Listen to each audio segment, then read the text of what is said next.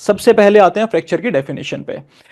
If fracture is a break in the continuity of a bone. अब इससे simple क्या ही हो सकता है, जो कॉन्टिन्यूटी है बोन की वो नहीं रहती है फ्रैक्चर में, ठीक है। It is a break in the continuity of the bone which may और may not involve the displacement of bone fragments.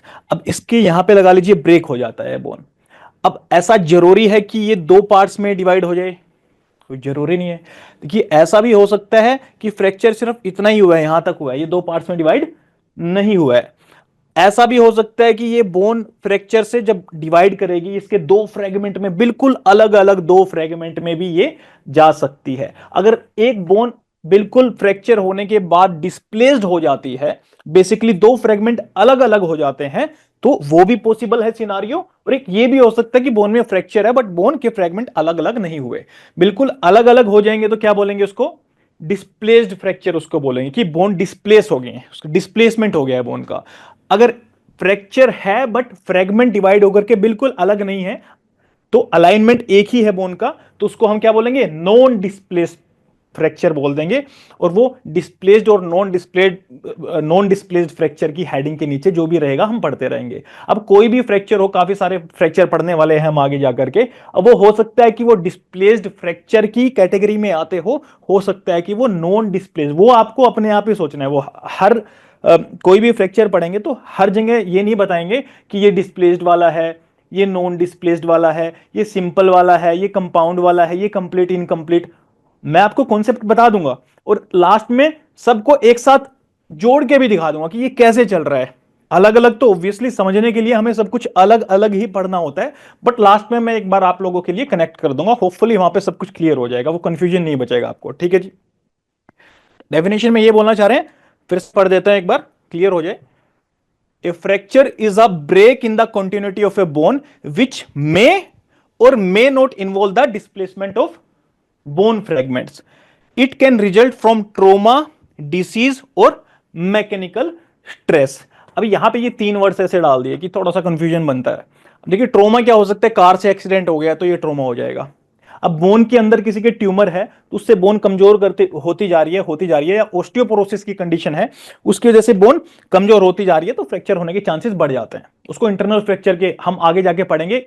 Intrinsic fracture भी रहता है, एक एक्सट्रिंसिक फ्रैक्चर भी रहता है, एक्सटर्नल इंटरनल भी बोल देते हैं इसको, ठीक है।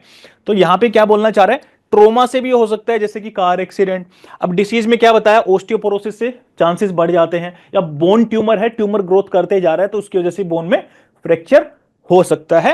या फिर मैकेनिकल स्ट्रेस। मैकेनिकल स्ट्रेस में क्या बोलना चाह रहा है? यूजुअली जैसे स्पोर्ट्स प्लेयर होते हैं, एक ही पार्ट की वो एक्सरसाइज करते रहते हैं बार बार, तो वहां पे मैकेनिकल स्ट्रेस आता है।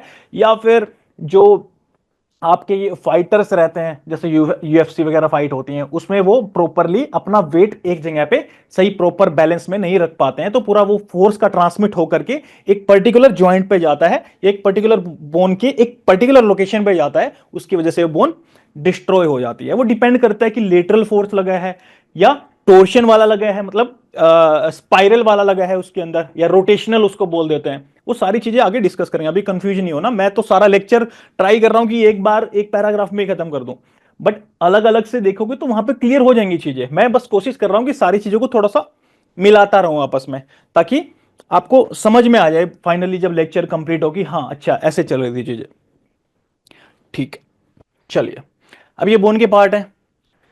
सबसे ये वाला जो पार्ट है इसको क्या बोलते हैं? एपिफाइसिस। ये ऊपर भी होगा और नीचे भी होगा। जो कोंडाइल होता है बोन का, वो ऊपर भी होता है और नीचे भी होता है। एपिफाइसिस भी ऊपर वाले को क्या बोलते हैं? प्रोक्सिमल। और नीचे वाले को, नीचे डिस्टल। है वो डिस्टिल उसको बोलते हैं, ठीक है। अब एपिफाइसिस के नीचे क्या रहता है? मेटाफाइसिस, ठीक है। बोन के पार्ट्स की बात कर रहे हैं, ये देखो यहां पे, यहां से लेके यहां तक ये वाला जो पार्ट है ये मेटाफाइसिस का हो जाएगा। ये वाला जो पार्ट है ये एपिफाइसिस का हो जाएगा। अब स्पंजी बोन क्या है, वो सारी चीजें नहीं देखनी है। रेड ये अपना आरबीसी कहां पे बनती है, बोन मैरो ये वाला पार्ट है कि स्पंजी वाला है, या फिर उसमें येलो बोन मैरो फैट, तो वो नहीं पढ़ना है यहाँ पे हमें। तो वो फ्रैक्चर के रिलेशन में बोन को देखना है। हालांकि मैंने नेक्स्ट स्लाइड में इसके भी फंक्शन दे दिए हैं, क्योंकि देखो पढ़ना तो एनाटॉमी भी है, लेकिन सर्जरी के बेसिस पे सिर्फ आपको पार्ट के नाम याद करने हैं। यह है आपका एपिफाइसिस, फिर मेटाफाइसिस आता है, फिर सबसे जो लॉन्ग पार्ट है ये यहां से लेकर के यहां तक, ये डायफाइसिस होता है। उसके बाद सिंपली वही है, डायफाइसिस के ऊपर क्या था, मेटाफाइसिस, उसके ऊपर एपिफाइसिस। अब मेटाफाइसिस में अगर मैं बोल रहा हूं आपको कि मेटाफाइसिस में फ्रैक्चर हो गया है उस जगह पे, मेटाफाइसियल फ्रैक्चर हो गया है, तो इसका मतलब क्या समझेंगे, क्या यहां पे फ्रैक्चर हुआ है क्या? Yes sir. हाँ, तो क्वेश्चन आना चाहिए दिमाग में कि यार you are talking about proximal metaphysis या डिस्टल और मेटाफाइसिस। डिस्टल। मेटाफाइसिस तो दोनों साइड में ही है, तो बिना उसके मतलब वो अधूरी बात बोल रहा है, वो स्टेटमेंट ही इनकम्प्लीट है। ऐसे ही अगर एपिफाइसिस की बात करें, एपिफाइसियल फ्रैक्चर हो गया, तो वो बोलेगा कि किस बोन का है, उसमें प्रोक्सिमल साइड में है कि डिस्टल साइड में। ये बड़ा ही देखो कॉमन सेंस की बात होती है, इसलिए इनको बताते नहीं इन चीजों को, लेकिन मैं यहां से क्लियर करके चल रहा हूं आपको। अब देखो, ये एपिफाइसिस, फाइसिस में कितनी चीजें पढ़ ली हमने, देखो इतनी, एक दो तीन चार पांच, लेकिन तीन ही तो पढ़ी है बेसिकली हमने। एक तो डाया पढ़ा है, फाइसिस के आगे डाया, एक मेटा और एक एपी। एपी का मतलब क्या होता है, ऊपर, जैसे एपिथेलियल सेल्स होती हैं वो ऊपर होती है ना सरफेस पे, तो इसमें तो कुछ कॉन्सेप्ट ही नहीं है, सीधा सबसे ऊपर वाला एपिफाइसिस हुआ, नीचे वाला बिल्कुल नीचे वाली पेरिफेरी पे है। अब नीचे का मतलब वो नीचे नहीं है, नीचे का मतलब इसके एंड पे ही है वो, इसके सरफेस पे ही है वो, ठीक है। तो ये एपिफाइसिस हुआ, उसको प्रोक्सिमल बोला, इसको डिस्टल बोला। और एपिफाइसिस के नीचे मेटाफाइसिस, ये प्रोक्सिमल वाला, डिस्टल वाला, और बीच में क्या है सबके, डायाफाइसिस है। तो ये पार्ट मत भूलना, बहुत ही सिंपल है, कोई बड़ी बात नहीं है। अब दो चीजें और बता देता हूं आप लोगों को, ये भी इंपॉर्टेंट होता है। आपने देखा होगा जब आप फर्स्ट ईयर में थे तो एनाटॉमी पढ़ी होगी आपने, लैब में जाकर के कोंडाइल देखा होगा आपने, ह्यूमरस का भी कोंडाइल वाला सरफेस देखा होगा, जो बिल्कुल गोल गोल सा रहता है, राउंड राउंड सा रहता है, ऊपर से बहुत ही स्मूथ सा रहता है, जो कहां पे जाके लगता है, कोई बताएगा मेरे को, कौन सा जॉइंट बनता है उससे, अगर वो ऊपर की तरफ से प्रोक्सिमल साइड से जुड़ता है तो? हाँ जी,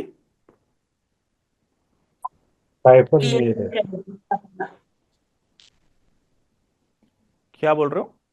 ग्लेनन क्यूरी स्टाइफन। ग्लिनोड कैविटी में स्टेट होता है सर वो।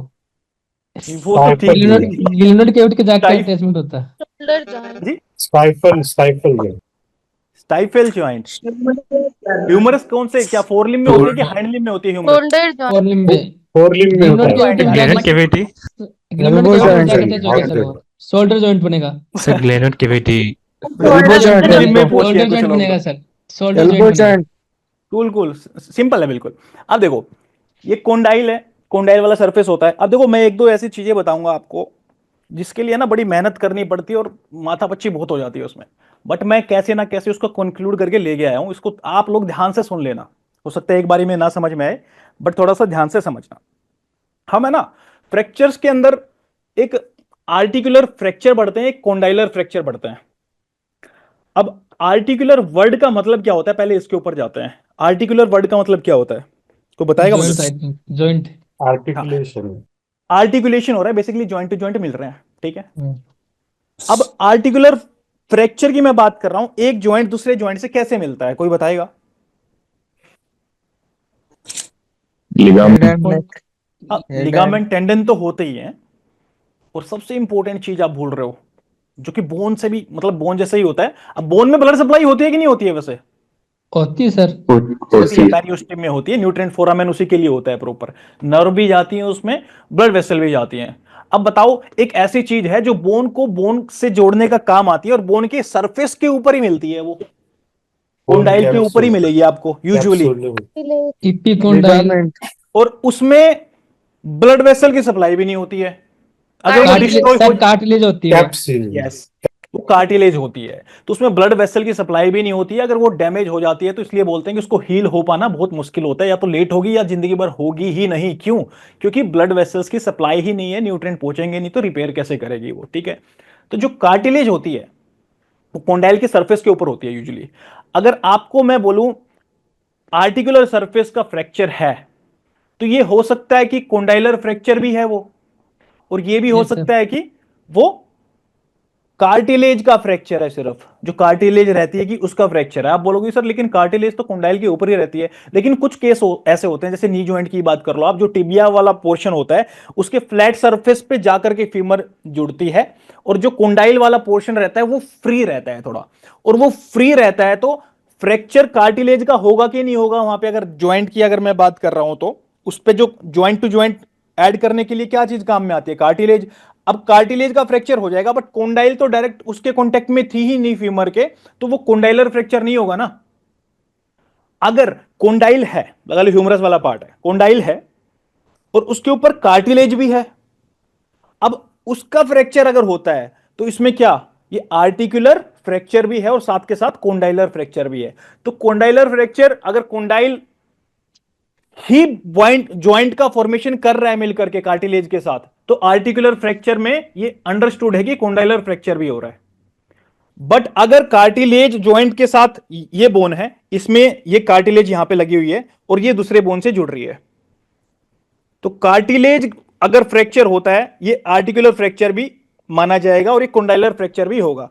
बट इसकी कोंडाइल यहां पे है और ये वाला जो हिस्सा है बोन का, ये वाला जो हिस्सा, इस पे कार्टिलेज है और ये दूसरी बोन से यहां पे जुड़ जाती है, तो ये आर्टिकुलर फ्रैक्चर तो है, क्योंकि जुड़ तो यहां पे रही है ना। आर्टिकुलर का मतलब क्या, जहां से जुड़ रही है, जहां से जॉइंट बन रहा है, ये आर्टिकुलर फ्रैक्चर तो है, बट ये कोंडाइलर फ्रैक्चर फ्रैक्चर नहीं है। यूजुअली ऐसा होता है कि आर्टिकुलर फ्रैक्चर में कोंडाइल भी होती है और कार्टिलेज भी होता है, तो दोनों का फ्रैक्चर एक साथ ही हो जाता है, तो आर्टिकुलर फ्रैक्चर के अंदर हम कोंडाइलर फ्रैक्चर भी बोल देते हैं। बट जो कोंडाइलर फ्रैक्चर है वो जरूरी नहीं है कि आर्टिकुलर ही होगा, वो नॉन आर्टिकुलर फ्रैक्चर भी हो सकता है। उसके कुछ एग्जांपल्स है, दे देंगे, वो आप याद कर लेना, बट कॉन्सेप्ट नहीं समझ में आया तो फिर उसको एग्जांपल भी कैसे याद होंगे। होपफुली ये कॉन्सेप्ट आपको समझ में आ गया होगा, लेकिन ठीक है। अब आगे चलते हैं थोड़ा सा।